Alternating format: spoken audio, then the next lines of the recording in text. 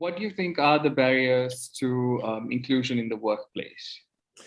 So, Dimuthu, I think this is a really good question, and it's something that we talk about, quite often. From a basic sort of fundamental perspective, I think there is probably a lack of understanding on what inclusion actually means. True. Yeah. I think there's a lot of people talking about D&I. Yes. But there's a lot of talk and emphasis on diversity, but not necessarily the mechanisms of inclusion, I think, or at least the concept of what it is. Yeah. I think that's right. I think within that, when we tell people that diversity is not inclusion, diversity is a fact. As many people as there are in the world, there is diversity. Inclusion is an emotion, but it's also a choice. You can choose to make people feel included. That tends to be a massive aha moment for people because they just think that the two are together. But I think also in that, diversity is sort of just seen as ethnicity, which it's not. Yeah, true enough.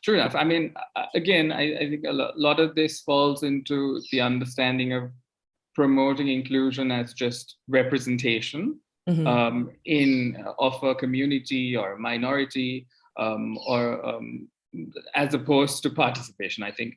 And we've seen a lot of these organizations, a lot of these committees saying we have X number of people on our board, X number of people in our team, but the real question is, I think, as a barrier is, are you actually allowing people to participate? So that's a barrier, I feel.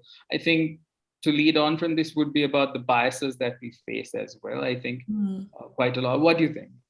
Yeah, I think bias falls into place, and we know that we can't sort of get rid of our bias really, because they are affected by our own lived experience, just the way we've been socialized, even silly things like, if you've always had a bad experience, I make this joke, if you've always had a bad experience with someone called Natasha, then you're just wary of someone called Natasha. Like, it's silly, you know what I mean? These silly things. True enough.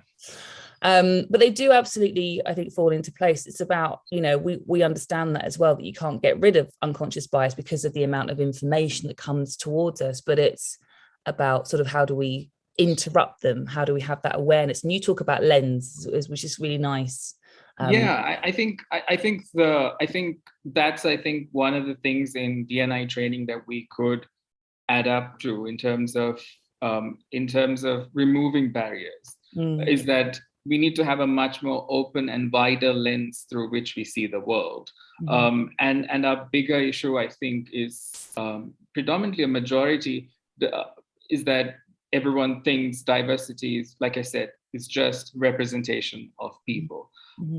But it goes to leading to that question again, how much participation, or how much of a sense of community, a sense of belonging are we, or a sense of safeness, safety that we build in for people within the workplaces that we work, or the communities that we spend most of our time with. Yeah, I think that's really true. And I really like that point on participation and talk about sort of representation. I think a goal, someone actually talked to me the other day about moving from a culture. It was on a different subject, but it was still about the inclusion conversation, moving from a culture of sort of normalizing. So, because what we're trying to do is normalize things that are normal, right? To embrace that. So it's about moving away from normalizing to actually personalization. Exactly. Because we're all different and we're all unique. So it's about having a culture of personalization rather than a culture of normalization, because that's, what does that even mean? But also, I think, to add to that, and this was one of those points that I've heard you speak as well quite a lot, is that we tend to, in most places, we tend to continue or to reinforce ideas of uniformity than unity. And with that comes the idea that we also have to conform to different notions of biases and cultural differences that we don't tend to appreciate, unfortunately, because we want everyone to be uniform, because we want everyone to fall in line. And also, and if anyone is, God forbid, is not falling in line, the person gets excluded, which absolutely becomes a barrier to inclusion. Yeah, absolutely. Yeah. And that goes back to your safety point as well, doesn't it? Because then, you feel that it then encourages people to not be their authentic selves, and to make, to edit and make these calculations of what does it mean to be normal in this space, or whatever it is, this pretense, this mask that you see people wear sometimes, and actually underneath it they're just really struggling. Exactly. And I think if anyone were to ask who's responsible for removing these barriers to inclusion, I think it's us. At the end of the day, this lies within us, because it's a choice. Yeah. And the very fact that this choice rests within us, we need to make that conscious effort to be aware of biases, or just be aware of the issues that are in the world today, so that we are, like I said earlier, so that we have a wider lens that we see the world through. Yeah, very, very much so.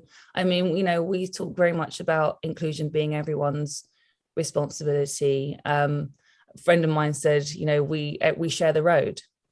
We all share the road. So, we can't escape that.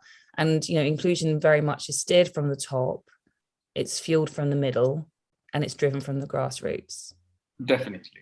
So, I mean, and at that level, if someone feels that they're accepted, and they belong somewhere, I think that's the crux of inclusion. And that if a person can be their honest self, who they are, and be the best version, I think we've really hit the note right on inclusion.